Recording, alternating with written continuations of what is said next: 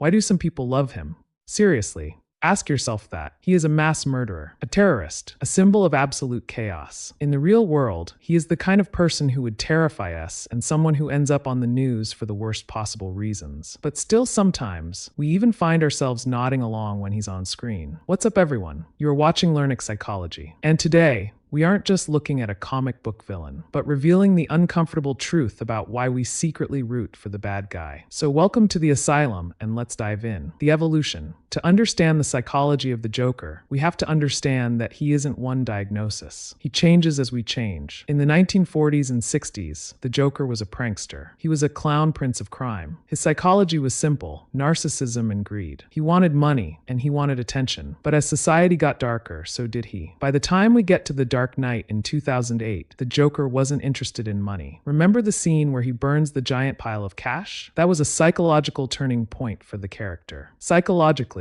Heath Ledger's Joker represents nihilism. Nihilism is the belief that life is meaningless, that rules, morals, and society are just jokes we tell ourselves to feel safe. This Joker is terrifying not because he is crazy in a medical sense, but because he is hypersane. He sees the world as a cruel, random place, and he decides to play along to prove that everyone else is just as ugly as he is, if you just push them hard enough. But then 2019 happened, and we got Arthur Fleck. This is where the psychology shifts from philosophy to pathology. Let's diagnose Arthur, but not with evil. Let's look at what's actually happening to him. First, the laughter. That uncontrollable, painful laughing, that is a real condition. It's called pseudobulbar effect, or PBA. It usually happens after a brain injury or a neurological condition. Imagine feeling incredible grief, but your body forces you to laugh. The worst part about having a mental illness is people expect you to behave as if you don't. This quote is the core of the movie. This is the social model of disability. Society tells Arthur, "We will cut your funding. We will cut your therapy. We will cut everything, but please act normal." Arthur suffers from severe complex PTSD. He was abused as a child. He has no support system. He is isolated basically. Psychologists talk about the need to belong. It is a fundamental human drive and a part Maslow's hierarchy of needs theory. When you starve a person of food, they die. When you starve a person of connection, the mind breaks. But Arthur still tries. He tries to be a comedian. He tries to find his father. But every attempt, rejection, and rejection. This is the point where the Joker is born. The shadow. In psychology, we talk about the shadow self. This is a concept from Carl Jung. The shadow is the part of your psyche where you hide your darkest desires. Arthur spends his whole life repressing his shadow. He tries to be happy. He tries to put on a happy face. But you can only push the shadow down for so long. Eventually, it pushes back. When Arthur kills those men on the subway, he stops repressing. He lets the shadow take over. And for the first time in his life, he feels powerful. The aftermath? He dances with grace. Keep in mind this movie is dangerous, not because it encourages violence, but because it shows violence as a form of self-actualization for the powerless. Violence feels the only way Arthur could finally be seen. The fantasy of revenge. There is a psychological phenomenon called relative deprivation. This happens when a group of people feels that they are getting less than they deserve compared to others. Arthur becomes a symbol for everyone who feels ignored. The invisible people. People cheer for him because of catharsis. Catharsis is the release of strong, pent-up emotions. Most of us follow the rules. We pay our taxes. We swallow our anger when our boss is rude. But what if I didn't follow the rules? What if I stopped caring what people thought? What if I just did whatever I wanted? It's the ultimate rebellious fantasy. The ego. Then there's ego. It's the dark side of victimhood. It's the belief that because I have suffered, I am entitled to hurt others. There is a defense mechanism called displacement where you redirect feelings like anger from their original, threatening source to a safer, less threatening target. Arthur can't hurt the people who actually abused him, mostly because they are dead or unreachable in the past, so he hurts society instead. He feels that whole society deserves such treatment. HYBRISTOPHILIA, the love phase. We can't talk about the Joker without talking about the people who love him, specifically Harley Quinn. There is a term for being sexually or romantically attracted to those who have committed outrages or crimes. HYBRISTOPHILIA. For Harley, the Joker represents freedom. She projects her desire for freedom onto him. She thinks she can fix him, or that he is the only one who understands her madness. This is a folie à deux, a shared psychosis. It's when a delusion is transmitted from one person to another. The Joker is the dominant personality, and Harley adopts his worldview to stay close to him. In toxic relationships, one partner creates a chaotic reality, and the other partner twists themselves into knots trying to survive in it, eventually believing that the chaos is love. Key lesson. So what's the key lesson? Every time we ignore someone in distress, every time we mock someone for being weird, we create our own monsters. Psychology teaches us that behavior never happens in a vacuum. The Joker is a fictional character, but the feelings he represents, for example, loneliness, resentment,